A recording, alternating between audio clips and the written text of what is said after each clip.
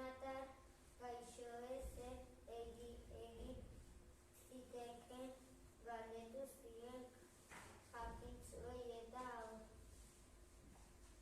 hauek honela esan zuten. Piztia uxatzeko paper gorri handietan idatz itzazue kopla magikoak. Eta zintzilikatu zuen etxe eta ateetan, etxea eta ingurua. Zuziriekin argizkatu eta gau guztia zuziriak lertzen pasatu.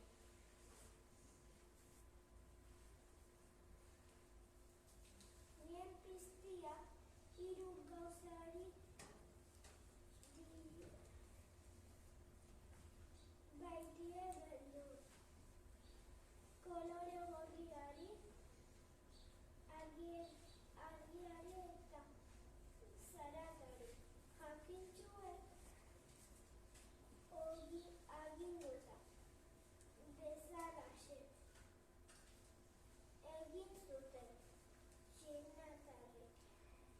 Eta nien piztia ezen ausartu herrietara jaisten.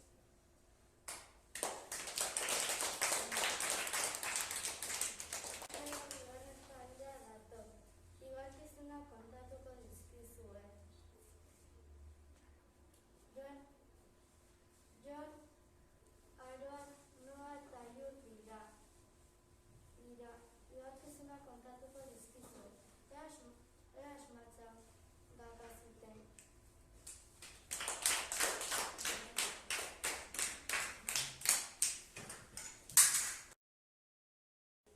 Zer den eta nola den, pentsa eta jakingo duzu. Animalia da eta beti uretan ibiltzen da eta isatsa beti mugitzen dago. Zer hortzan handia eta Afrikan bizi dena. Zer dela, bakaio zura baino lehenagoa dena, tomatearekin jateko goxoa dena, eta tomatearekin jaten direnak eta goxoak direnak. Eta zer dela, basoan bizi dena eta untxia bezalakoa dena, gainera tximista bat baino azkarragoa dena.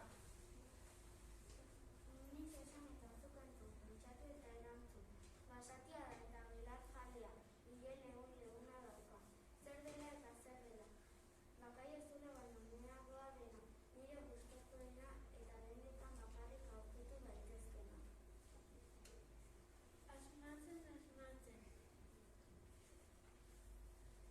Asmatzen, ezkutuko itzazein ote den, bi belarriak ertainak ditu, oso azkarrak dira eta oso politak dira.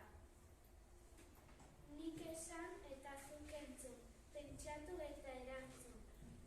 Kolore horikoa dena eta pasta familiakoa dena, bakaio ezurak baino umeagoak dena. Hirugarren taldea, Katla, Garazi eta Nerea dira, ikuntxo bat kontatuko dizue.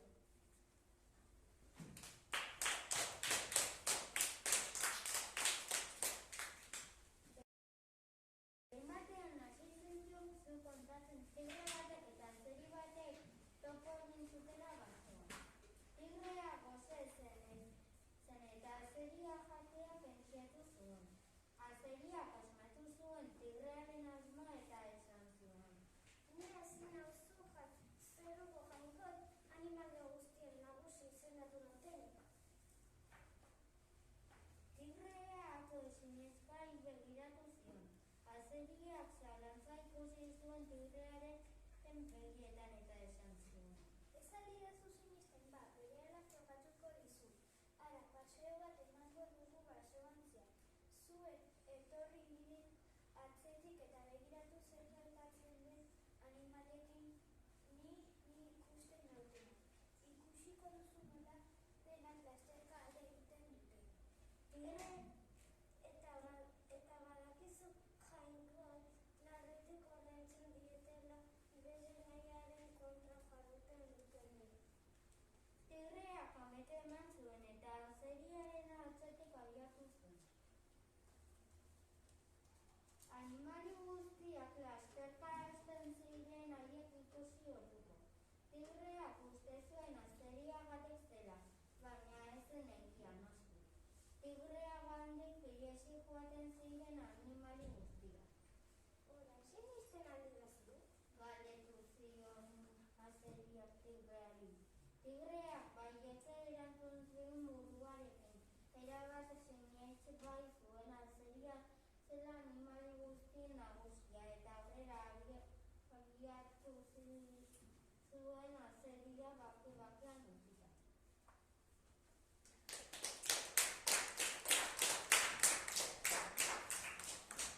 Laugarren taldeak kolerkiak errezitatuko dizkizuet. Hemen Xabat Aritz eta Unai.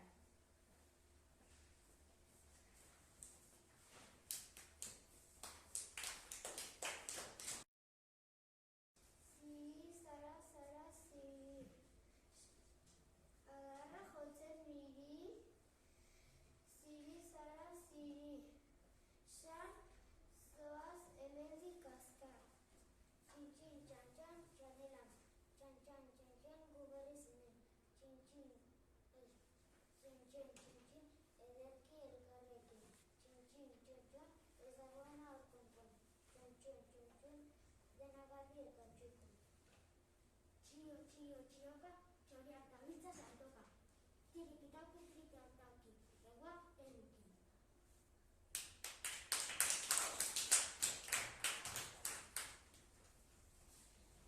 Bosgarren taldeak Txinako toki bereziak kontatuko dizkizue.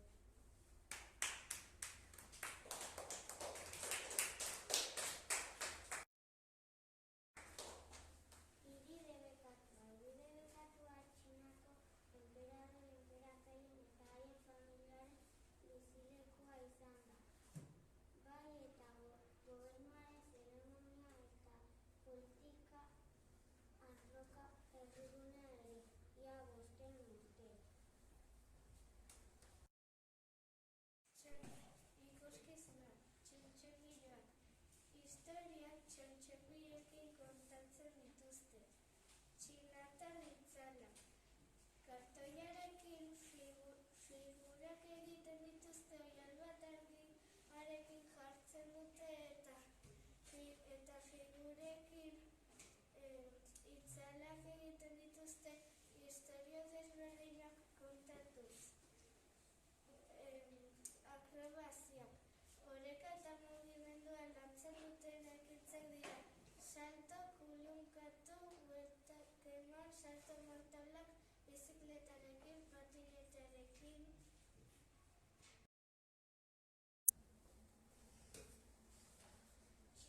Txinako harresia 2300 urte baino gehiagoko historia du.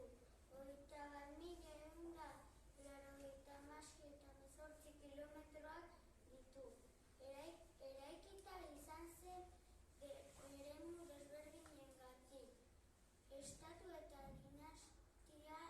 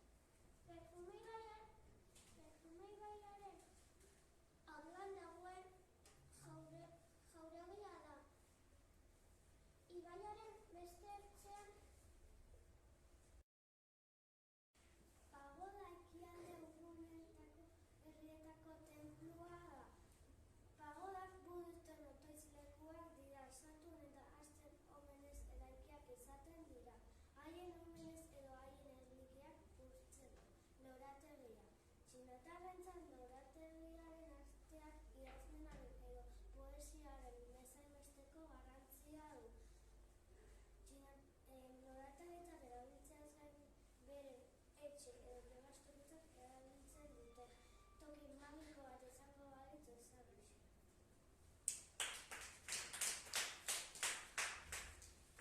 Seigarren taldeak musikari batzuk kontatuko dizkizue.